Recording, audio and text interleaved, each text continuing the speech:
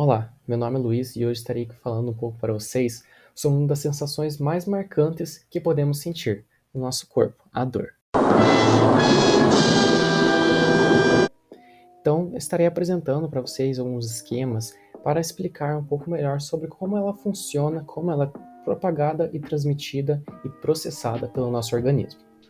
Bom, para começar, o que seria a dor? A dor ela é uma experiência sensorial do nosso corpo relacionada aos sentidos do nosso corpo.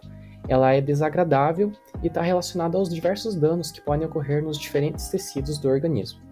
Mas afinal, qual é a finalidade da dor? Por mais incômoda que ela seja, ela possui uma função extremamente importante, que é a de nos alertar sobre as lesões e machucados que precisam de algum tratamento ou que devem nos colocar em uma situação de fuga de algum determinado perigo. Ela é resultado de uma variedade de sinais neurais processados pelo encéfalo, ao qual eu estarei explicando um pouco mais para frente. Além disso, a dor ela é uma sensação muito complexa. Isso nos leva ao segundo questionamento, se ela é igual para todos. E a resposta é que não. A percepção da dor é subjetiva e individual, ou seja, cada pessoa tem uma percepção diferente dela. Então, dois sujeitos submetidos a alguma mesma lesão vão sentir e processar essa dor de forma diferente. Isso se deve a uma diversidade de mecanismos e fatores envolvidos relacionados com esse processo. E a partir disso, existe uma certa dificuldade da compreensão completa de todo o seu processamento de sinalização. Um exemplo dessa complexidade podemos observar pela demora de perceber alguma lesão em nosso corpo quando não damos uma devida atenção a ela, como por exemplo quando fazemos algum corte na mão e só vamos ver e sentir a dor quando nós vemos ele lá. Isso se deve a essa variedade de sinais que estarei falando um pouco mais para vocês.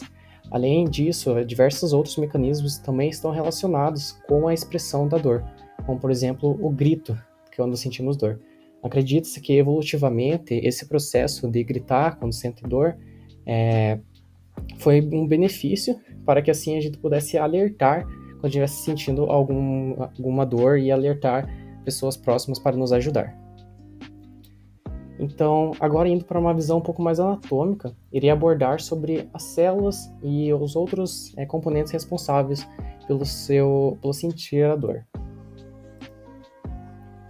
Então, as células responsáveis por elas são os neurônios e existem receptores sensoriais específicos para a identificação da dor. Eles são chamados de nociceptores.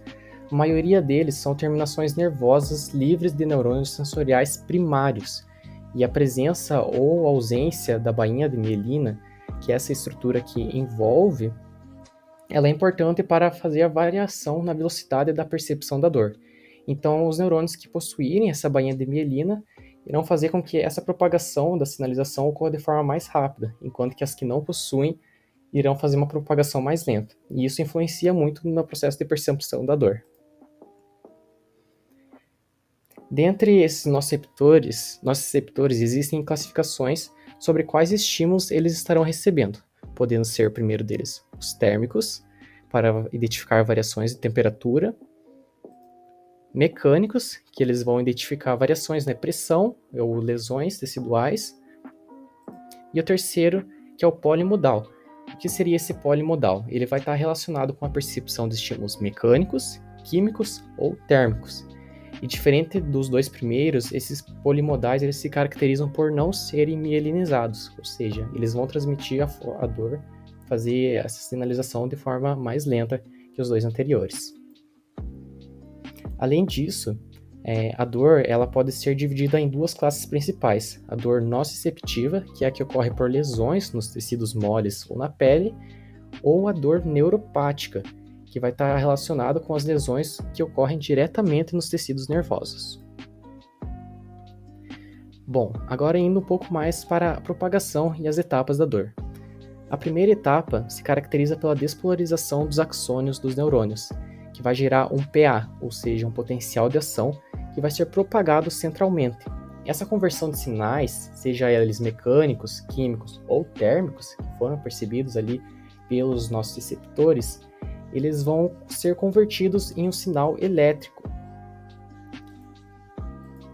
Então vai ocorrer a conversão desse sinal por família de proteínas chamadas TRP, Dentre delas, uma das mais importantes é essa TRPV1, que vai fazer com que ocorra essa conversão desses sinais químicos, térmicos ou mecânicos em um sinal elétrico, para que assim seja transmitido para as demais células.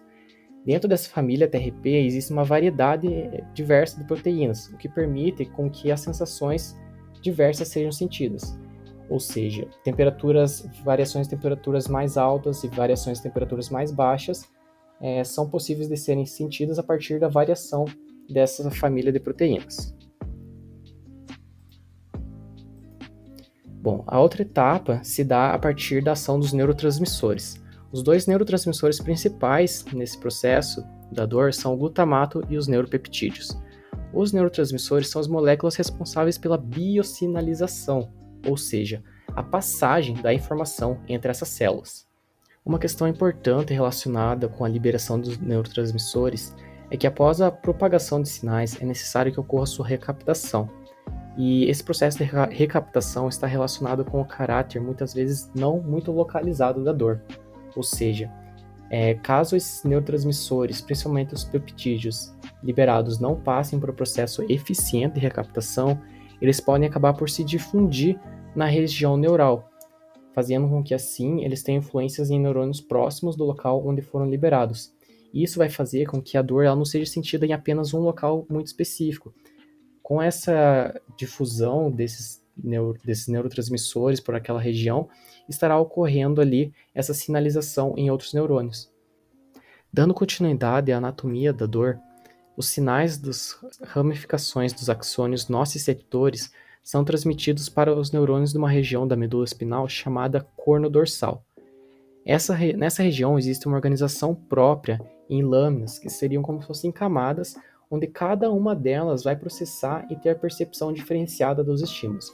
Ou seja, cada uma dessas camadas, por exemplo, vai estar ali recebendo sinalizações das dores pelas variações térmicas de aumento de temperatura ou diminuição de temperatura ou de lesões mecânicas ou químicas. Então, cada uma delas vai ter ali a sua própria diferenciação. Após essa etapa da medula espinal, o estímulo será direcionado ao tálamo, que por sua vez retransmite ao córtex cerebral.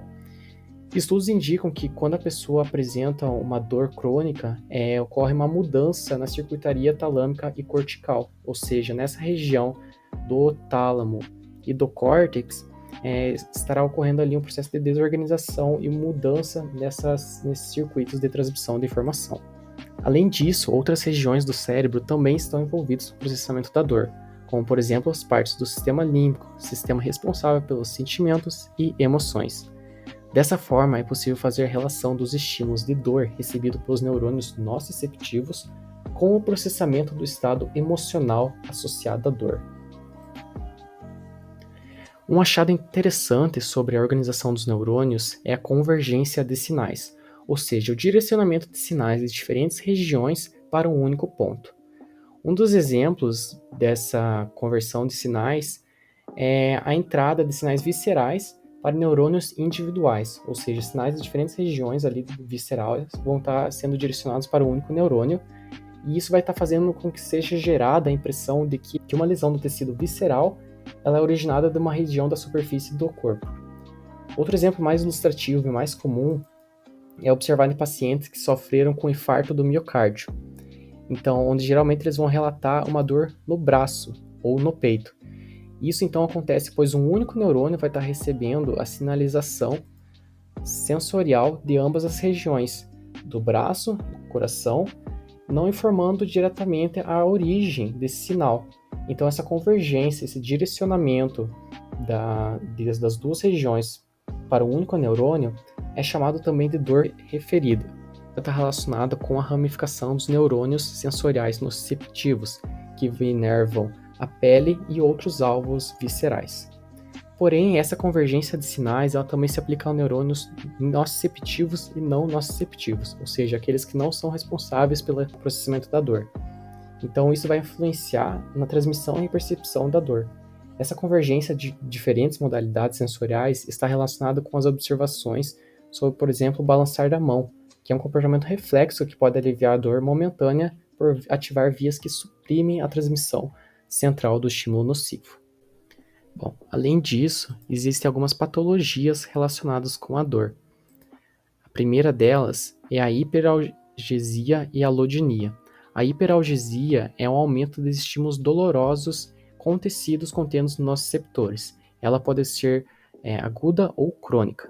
Já a alodinia, ela é uma ativação descontrolada desses nociceptores que pode se relacionar a condições patológicas, onde pacientes sentem dores em respostas a estímulos inócuos, ou seja, estímulos que não deveriam estar gerando essa sensação da dor. Outra doença seria a cimbolia. Essa cimbolia se caracteriza por pacientes que possuem lesões na região do córtex ou do sistema límbico, onde os pacientes eles vão apresentar ali a sensação da dor, eles vão sentir os estímulos dolorosos, porém eles não vão demonstrar nenhuma resposta emocional apropriada. Então, como eu tinha falado anteriormente, existe uma associação do sistema límbico com o processamento da dor. Então, lesões nessas regiões podem fazer com que ocorra ali essa cimbolia. Por último, temos os chamados membros fantasmas. Esses membros fantasmas se caracterizam basicamente por a pessoa estar sentindo uma dor em alguma parte do corpo que já não está mais ali presente. Então é muito comum de ser observado em casos onde as pessoas passam ali pelo processo de perda de um membro ou ocorre ali a amputação. Mas por que ocorre isso? Uma porção do córtex somatosensorial, que é destinada àquela estrutura que está ausente, ela começa a ser assumida pelos campos sensoriais das estruturas adjacentes. A reorganização desse mapa do córtex somatosensorial, algumas vezes ele pode ocorrer de forma inadequada. Então, isso vai fazer com que se tenha sensações sensoriais, incluindo dor, que o cérebro vai interpretar como localizadas no membro que falta. Bom, e assim chegamos ao final do nosso vídeo. Então, como conclusão, apesar de todos os conhecimentos sobre os mecanismos e processos envolvidos na transmissão e processamento da dor, ainda é um mistério como alguns estímulos são transduzidos, e o seu entendimento é essencial para o tratamento de síndromes dolorosas centrais, que dependem do entendimento desses circuitos encefálicos que vão transmitir esses sinais sobre condições normais ou patológicas. Então, agradeço a quem assistiu e espero que tenham gostado. Até mais.